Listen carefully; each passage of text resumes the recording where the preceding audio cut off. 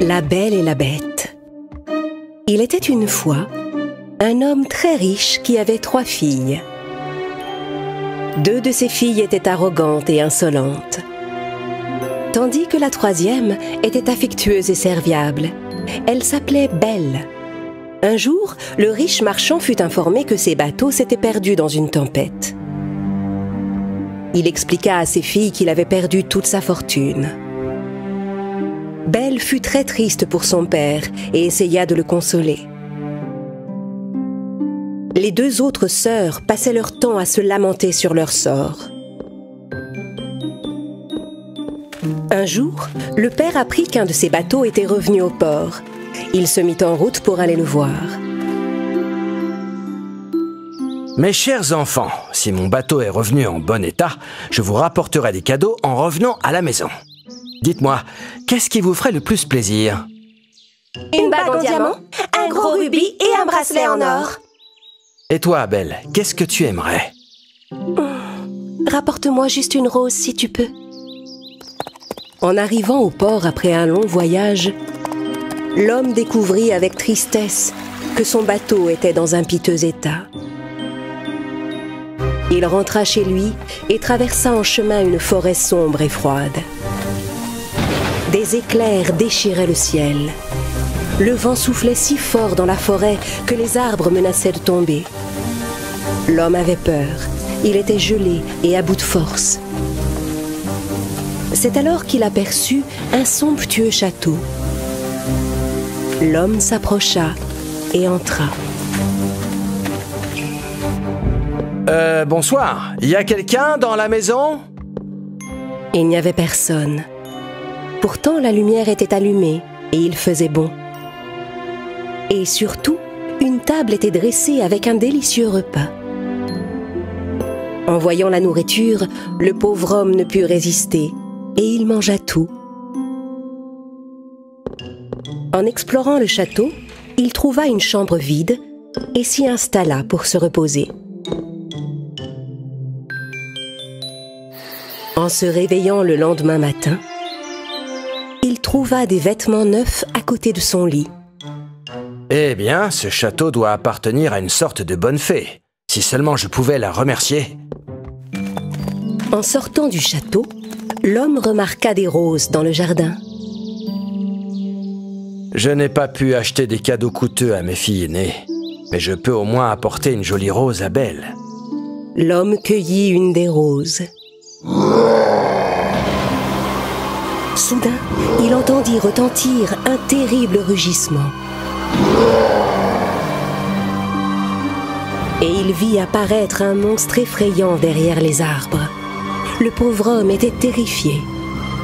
Je vous ai nourri, je vous ai offert un lit confortable et vous osez me voler mes roses?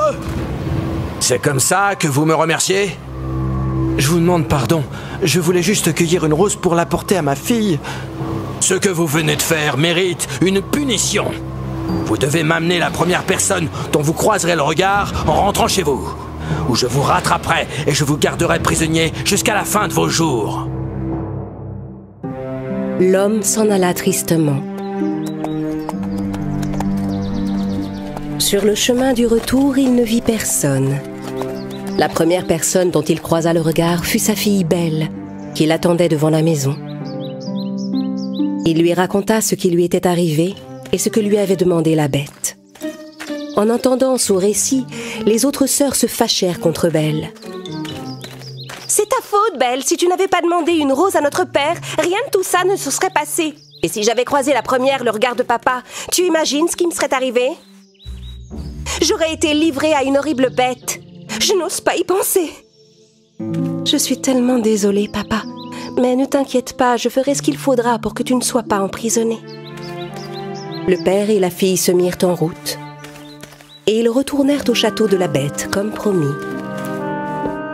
Ils entrèrent dans la salle à manger et s'installèrent.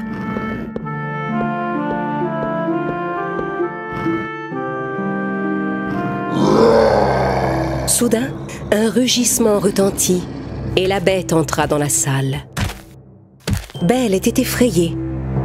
Mais la bête s'adressa à elle sur un ton aimable. Votre père va pouvoir quitter mon château dans un petit instant. Mais vous, dites-moi, vous êtes sûre d'être prête à rester ici dans mon château avec moi? Oui, j'accepte volontiers de prendre sa place. Belle serra son père dans ses bras et le laissa partir. Puis elle alla explorer le château. Elle vit une porte décorée de roses. Curieuse, elle ouvrit. Il y avait un piano, une balancelle et une immense bibliothèque remplie de milliers de livres. C'était la chambre de ses rêves. Elle trouva un petit mot posé sur la table. « Ma chère reine, je ne souhaite qu'une chose, que vous soyez heureuse. Vos désirs sont des ordres pour moi. » Oh. Ce que Belle désirait par-dessus tout, c'était revoir son père. Elle descendit dans la salle à manger pour dîner. Au bout d'un moment, la bête arriva dans la salle. « Ma chère reine, acceptez-vous que je me joigne à vous pour dîner ?» De toute façon, vous êtes le maître de ce château? Pourquoi me demander la permission? Non, non, voyons. C'est vous qui commandez ici, ma chère Belle. Si vous le voulez, je m'en vais immédiatement.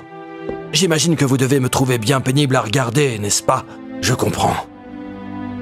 Belle fut très surprise par les paroles de la bête. Elle ne savait pas quoi répondre. J'aimerais tant pouvoir vous épouser et passer ma vie heureux à vos côtés.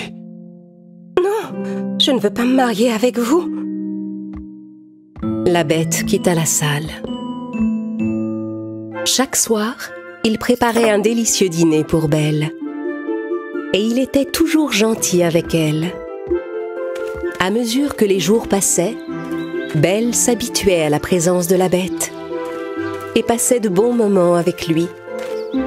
Elle n'avait plus du tout peur de lui. Un jour, Belle dit à la bête qu'elle voulait aller voir son père, qui lui manquait beaucoup. Bien sûr, Belle, que vous pouvez y aller, mais promettez-moi que vous reviendrez. Je vous promets d'être de retour dans 3 jours. Tenez, mettez cet anneau à votre doigt. À l'instant même où vous l'enlèverez, vous serez à nouveau transporté dans ce château. Belle mit l'anneau et alla rendre visite à son père. Le brave homme fut très heureux de revoir Belle, mais ses sœurs étaient jalouses d'elle. Cette bague que tu portes là, elle est très vilaine. En plus, ce n'est pas ton genre, elle ne te va pas du tout. Les 3 jours passèrent trop vite. Belle était si contente d'être avec son père qu'elle resta un jour de plus. Mais cette nuit-là, elle fit un terrible cauchemar. Dans son cauchemar, la bête gisait dans son jardin, triste et à bout de force. En se réveillant, elle se rendit compte qu'il lui manquait. Belle retira l'anneau de son doigt. Aussitôt, elle se retrouva dans sa chambre au château. Elle se précipita dans le jardin. La bête était étendue sur le sol, épuisée et désespérée, telle qu'elle l'avait vue dans son cauchemar. Elle se pencha vers lui et le prit dans ses bras. « Réveillez-vous, la bête, réveillez-vous. S'il vous arrive à quelque chose, je ne pourrai jamais me le pardonner. » La bête ouvrit les yeux un instant. « Oh, Belle, j'ai bien cru que vous ne reviendriez jamais. Et cela m'a rendu tellement triste que je suis tombée malade de chagrin. » Je me suis rendu compte que vous me manquiez quand je n'étais pas là. Je suis revenue ici pour vous retrouver parce que je vous aime. Je veux passer le reste de ma vie ici, dans ce château, auprès de vous. À cet instant, tout se mit à scintiller autour d'eux. Belle était éblouie et n'en croyait pas ses yeux. Elle se pencha à nouveau vers la bête et découvrit un beau prince à sa place. Hein? Ça alors? Mais qui êtes-vous? Où est passée la bête? Je suis la bête, chère Belle. J'avais cette apparence parce que j'étais victime d'un mauvais sort. Si vous ne m'aviez pas déclaré votre amour, je serais restée une horrible bête toute ma vie. Vous m'avez sauvée, Belle.